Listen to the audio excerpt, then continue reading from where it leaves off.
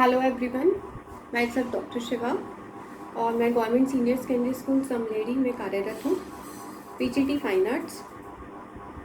10th class में जो हमारी ड्राइंग ज्योमेट्री की जो बुक है, उसी के आधार पर आज की क्लास में जो भी मेरा पढ़ाने का विषय रहेगा वो इसी पर आधारित है। इसमें सबसे पहला चैप्टर है लाइन और एंगल्स। लाइन और एंगल्स को समझने के लिए इसके स्टार्टिंग में कुछ कॉन्सेप्ट्स हैं जिसके बारे में अभी मैं आपसे डिस्कस कर रही हूँ।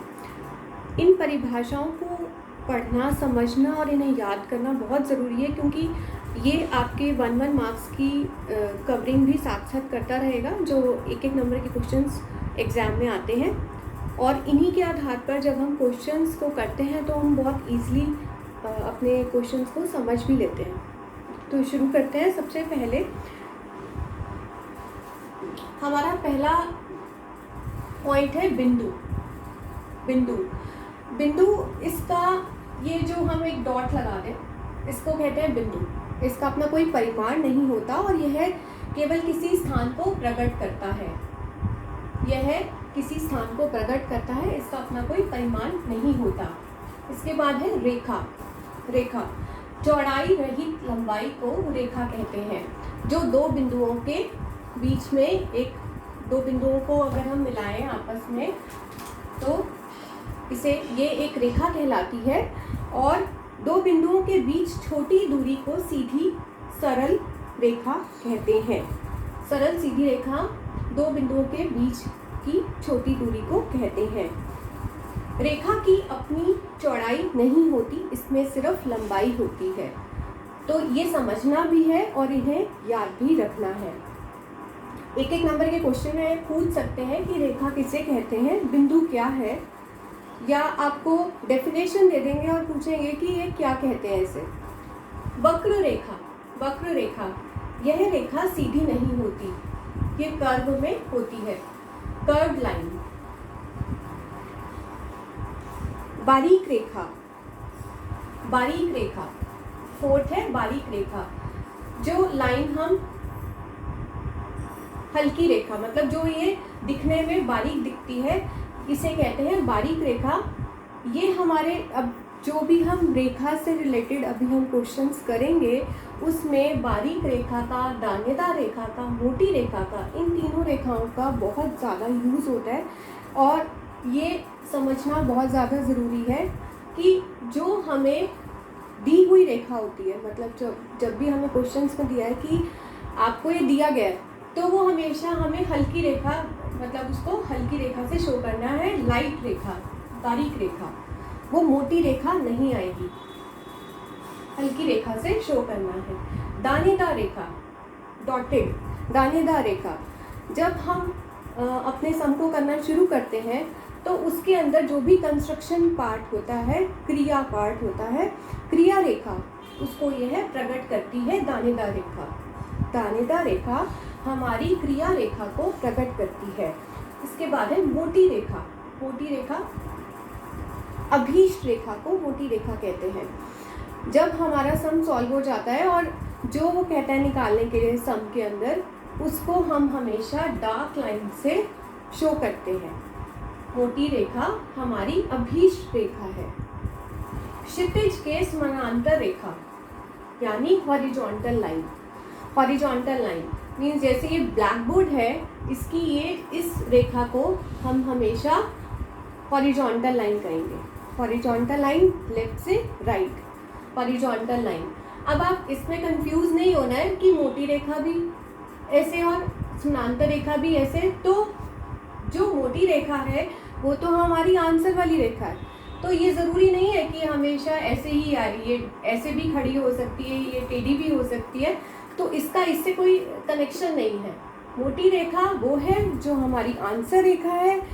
अगर हम कभी भी क्षितिज के समानांतर रेखा यानी हॉरिजॉन्टल लाइन की बात करते हैं तो वो हमेशा आपकी लेफ़्ट टू राइट इसी तरीके से ही आएगी। मान लीजिए पेपर है, तो इस पेपर की ये वाली जो रेखाएं हैं, ये आपकी क्षितिज के समानांतर रेखा है। खड़ी रेखा। खड़ी रेखा वर्टिकल लाइन।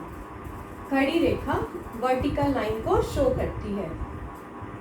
खड़ी रेखा इस पेपर के अंदर अगर मैं कहूँ आपसे कि हॉरिजॉन्टल लाइन कौन सी है, तो हॉरिजॉन्टल लाइन ये होती है, मतलब क्षितिज के समानांतर रेखा, और वर्टिकल लाइन ये रेखा वर्टिकल लाइन है, ठीक है। इसके बाद है टेढ़ी रेखा। टेढ़ी रेखा, जो रेखा, ये रेखा टेढ़ी रेखा ना खड़ी रेखा होती है, ना ही क्षितिज के भांति समानांतर होती है। टेढ़ी रेखा ना ही खड़ी रेखा होती है, ना ही समानांतर रेखा होती है, उसे कहते हैं टेढ़ी रेखा।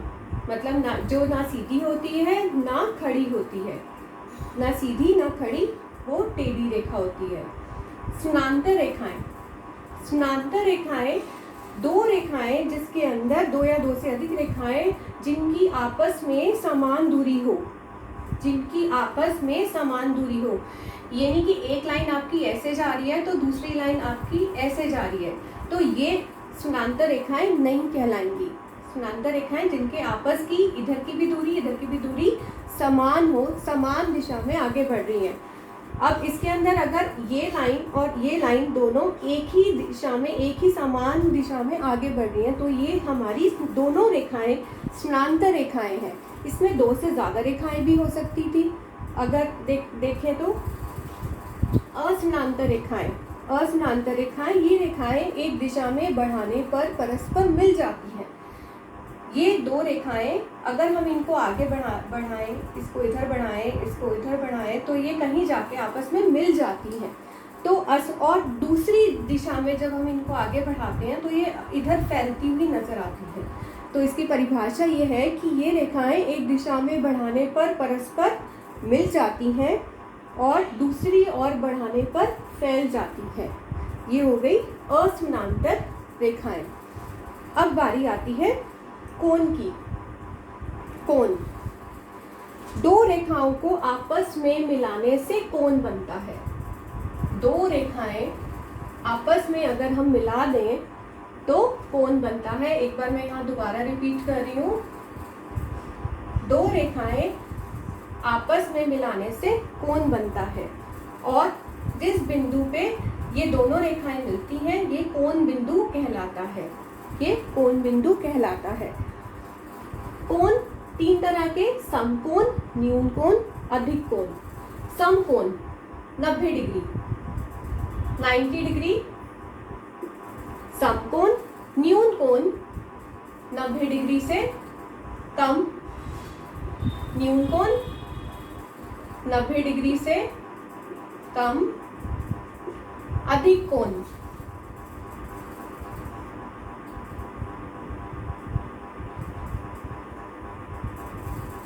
90 डिग्री से ज्यादा।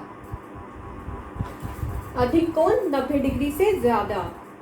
क्वेश्चंस में एक एक नंबर के क्वेश्चंस में पूछ सकते हैं अधिक कोण किसे कहते हैं, न्यून कोण किसे कहते हैं, या समकोण क्या होता है।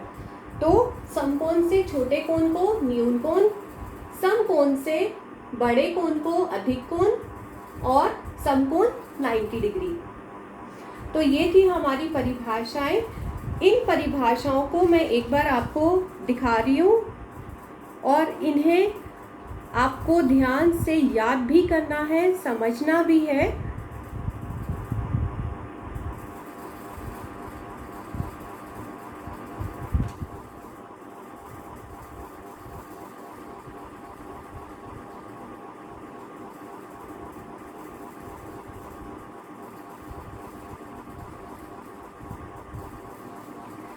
आज की क्लास में इतना ही। Thank you so much.